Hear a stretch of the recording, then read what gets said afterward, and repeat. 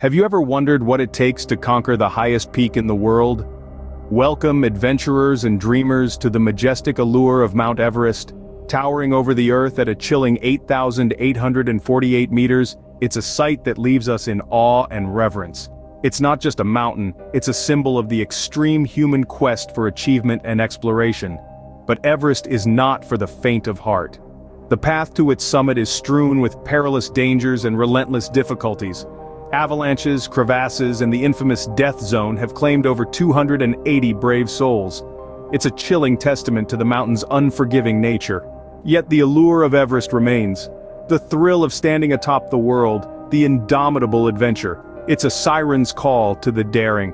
But what does it really take to survive the climb to the top of Everest?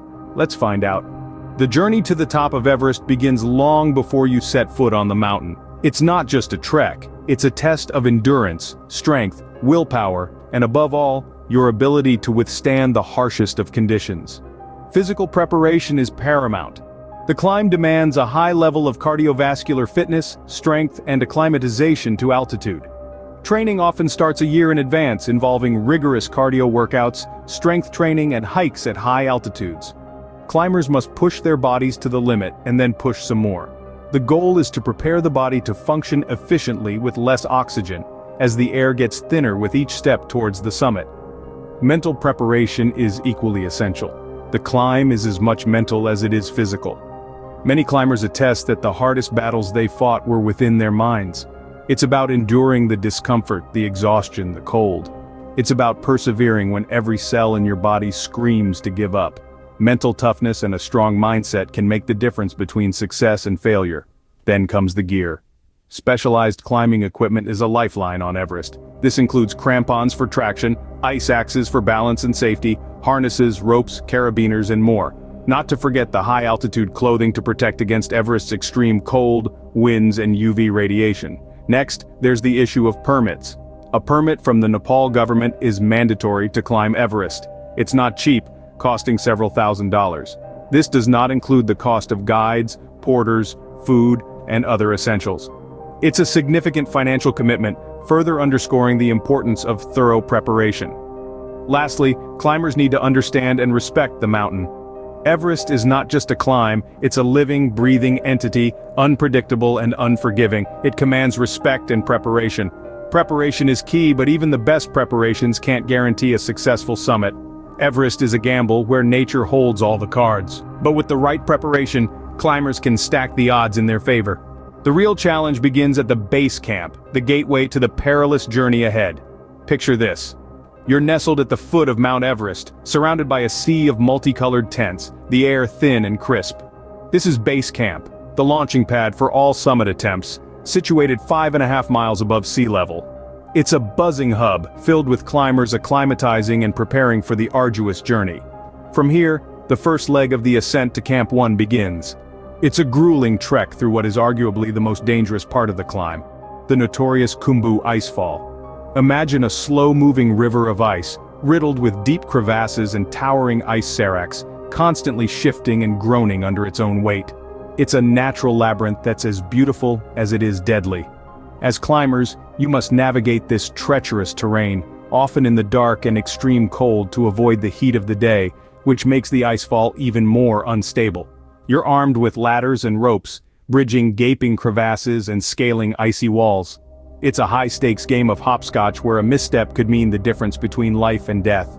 And let's not forget the seracs, these massive towers of ice that can collapse without warning, unleashing avalanches that have claimed many lives in the past.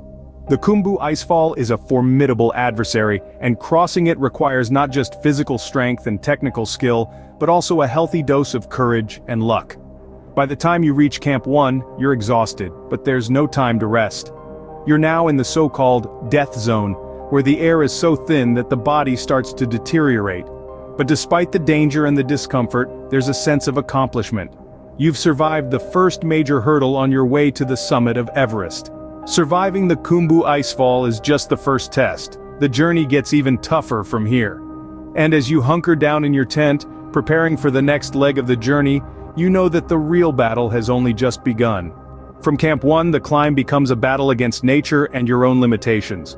As you move away from the relative safety of Camp 1, the terrain becomes more challenging, and the air grows thinner. The journey to the summit is a test of your physical endurance, mental fortitude, and your ability to overcome the harshest conditions Mother Nature can throw at you. The route from Camp 1 to the summit is fraught with danger and difficulties.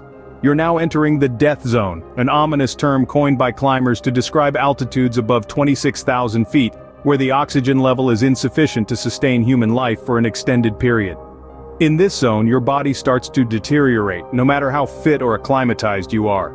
This is where most of the over 200 recorded deaths on Everest have occurred. At such high altitudes, climbers face extreme cold, hurricane-force winds, and the ever-present risk of avalanches and deadly crevasses. Even a seemingly minor injury or a slight delay can become a life-threatening situation. Each step forward requires tremendous effort, and the margin for error is razor-thin. As you ascend, you'll encounter one of the most notorious obstacles on the route to the summit, the Hillary Step.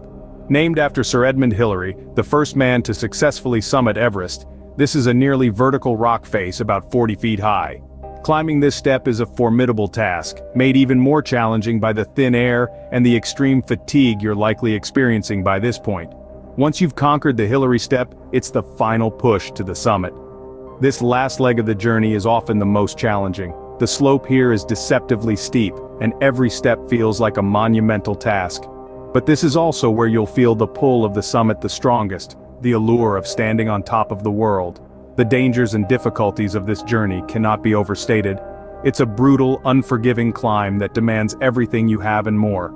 But it is also a journey of extraordinary beauty and profound personal achievement. To survive this climb, you must be physically fit, mentally prepared, and fully acclimatized. You must be equipped with the right gear, have a deep understanding of the mountain and its weather patterns, and be able to make smart, quick decisions under extreme pressure. Above all, you must respect the mountain and recognize the immense challenge it presents. Reaching the summit is a monumental achievement, but remember, the journey is not over yet. The descent is equally dangerous, if not more so, and requires just as much skill, preparation, and caution. As you stand on the summit, take a moment to celebrate your achievement, but keep in mind that Everest demands respect every step of the way. The descent from the summit is often considered more dangerous than the ascent. This is where the true test of mountaineering skill, endurance, and mental toughness begins. As the body, exhausted and depleted of oxygen, starts the homeward journey, the gravity of the task becomes all too real. The descent poses its own unique perils. Fatigue, coupled with the intoxicating joy of having reached the peak, can lead to a dangerous complacency. It's easy to let your guard down, to dismiss the risks, but remember, the mountain is still very much in control. Avalanches, sudden weather changes, and the treacherous terrain of the Khumbu Icefall are all waiting in the wings. Remaining vigilant is paramount. Every step, every breath, every decision could be the difference between life and death. The descent is not a time for celebration, but for concentration, for mindfulness. It's a time to rely on the skills honed through countless hours of preparation. As we reflect on what we've discussed, we're reminded of the importance of preparation. It's not just about physical fitness, but also about mental fortitude and technical know-how. Climbing Everest requires a deep understanding of the risks involved, from the punishing altitude sickness to the hidden crevasses. Survival on Everest hinges on respect for the mountain and its many dangers. It's about making smart choices, from selecting the right gear to knowing when to turn back. It's about listening to the mountain, understanding its moods, its rhythms, its language. And so, we come to the end of our journey. A journey filled with danger, awe, and profound respect for the highest peak on Earth. Conquering Everest is a dangerous but rewarding journey. Remember, it's not about the destination, but the journey itself. And isn't that true for life as well? We strive, we struggle, we endure, we celebrate, we mourn, we learn, and through it all we grow, we become stronger, wiser, more resilient, and in the end we find that it's not the summit that defines us, but the climb, our journey, our adventure,